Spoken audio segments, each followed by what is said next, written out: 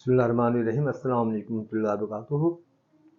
میں محمد منیر حسن عرف بخاری صاحب، گوپال گنج بہار، آپ لوگوں کے سامنے فضائل اہل بیت پیش کرنے جا رہا ہوں۔ آپ لوگ سماعت فرما کر ثواب دارین حاصل کریں۔ پڑھیے اللہم صلی علی سیدنا مولانا محمد مبارک وسلم، صلاۃ والسلام علیک یا رسول اللہ یا حبیب اللہ صلی اللہ علیہ وسلم۔ ایک دن شیر خدا کوفہ کی جامع مسجد میں مصلی پر بیٹھے جو کی روٹی کے سوکھے ہوئے ٹکڑے کھا رہے تھے اور وہ چبائے نہیں جاتے تھے تو آدمی حاضر ہوئے اور عرض کی، آقا یہ سمجھ میں نہیں آیا کہ وہاں تو آپ نے در خیبر کے دروازے کو توڑ دیا اور یہاں یہ سوکھے ہوئے ٹکڑے چبا نہیں سکتے۔ شیر خدا مسکرائے اور فرمایا کہ سوکھے ہوئے ٹکڑے کھا رہا ہوں تو علی کی اپنی طاقت خرچ ہو رہی ہے، مگر خیبر کے قلعے کو توڑنے والی تو محمد علیہ السلام صلی اللہ علیہ وسلم کی طاقت تھی۔ تفسیر روح البیان جلد 2 صفحہ 105 وفی انفسکم افلا تبصرون کے تحت مدینہ منورہ کے بعد منافقین نے نبی کریم علیہ السلام کے علم غیب پر اعتراض کیا۔ حضرت علی رضی اللہ تعالیٰ عنہ کو پتہ چلا، آپ نے سارے شہر میں منادی کرا دی اور جب مدینہ کے تمام لوگ مسجد نبی میں جمع ہو گئے تو آپ منبر رسول اکرم صلی اللہ علیہ وسلم پر چڑھ گئے اور فرمایا کہ اے میرے نبی کے علم غیب پر اعتراض کرنے والوں، میں نبی نہیں علی ہوں اور نبی کا غلام ہوں۔ اور پھر فرمایا سلونی امن دون العرش کہ آج مجھ سے جو پوچھنا ہے پوچھو۔ سبحان اللہ سبحان اللہ، کیا کہہ رہے ہیں؟ آج مجھ سے جو پوچھنا ہے پوچھ لو، میں تم کو عرش اعظم تک کی خبر دوں گا۔ ایک آدمی کھڑا ہو گیا اور بولا کہ جب آپ نے یہ دعویٰ کیا ہے تو بتاؤ حل رأیت رب کا یا علی، کہ اے علی کیا تو نے اپنے رب کو کبھی دیکھا ہے؟ تو آپ جوش میں آ گئے اور فرمایا کہ خدا کی قسم ایک سجدہ کرتا ہوں اور دوسرا اس وقت تک نہیں کرتا جب تک کہ خدا کو نہ دیکھ لوں۔ سبحان اللہ سبحان اللہ۔ نجحت المجالس جلد 2 صفحہ 210۔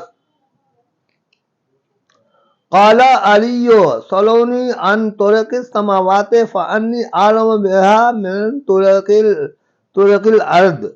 حضرت علی نے فرمایا کہ مجھ سے پوچھو اور میں زمین و آسمان کی ہر چیز کو جانتا ہوں۔ سبحان اللہ سبحان اللہ۔ فجاء جبریل فی صورت رجل، پس حضرت جبرائیل علیہ السلام انسانی صورت میں آئے اور کہا کہ اگر تم اپنے دعویٰ علم میں سچے ہو تو بتاؤ کہ اس وقت جبرائیل کہاں ہیں۔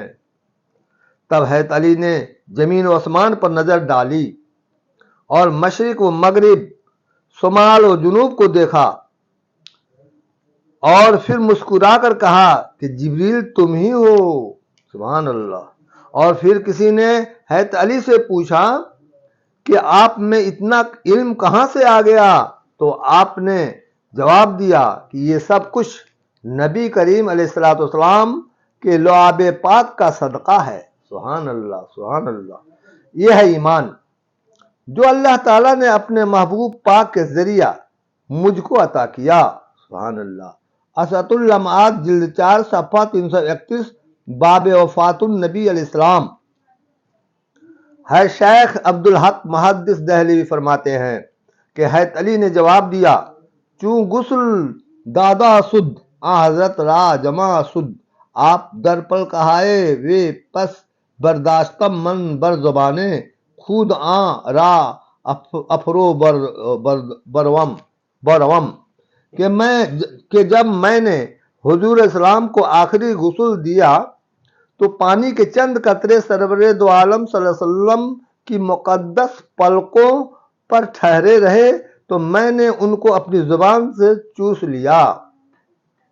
بس پھر علم و ادراک کا سمندر میرے سینے میں ٹھاٹھے مارنے لگا اور میں کہ زمین و آسمان و فرش و عرش کا علم حضرت علی کو نہ ہوتا تو اس میں نہ صرف حضرت علی کی توہین تھی بلکہ سید المرسلین صلی اللہ علیہ وسلم کی بھی کسر شان تھی، کیونکہ جب نبی کریم علیہ السلام نے فرما دیا کہ انا مدینۃ العلم و علی بابھا، کہ میں علم کا شہر ہوں اور علی اس شہر کا دروازہ ہے، مشکات شریف صفحہ 564، ترمذی شریف جلد 2 صفحہ 214۔ حضرت علی رضی اللہ عنہ فرماتے ہیں کہ نبی کریم علیہ السلام نے فرمایا انا دار الحکمت و علی بابھا، کہ میں حکمت کا شہر ہوں اور علی اس شہر کا دروازہ ہے۔ اور علامہ دوانی نے اخلاق جلالی میں حکمت کی تعریف یہ کی ہے کہ عالم موجودات کو طاقت بشری کے ساتھ کما حقہ جاننا، اور حضرت علی باب علم و حکمت ہیں، تو پھر اس ساری کائنات اور عالم موجودات کا علم ان کو کیوں نہ ہوتا۔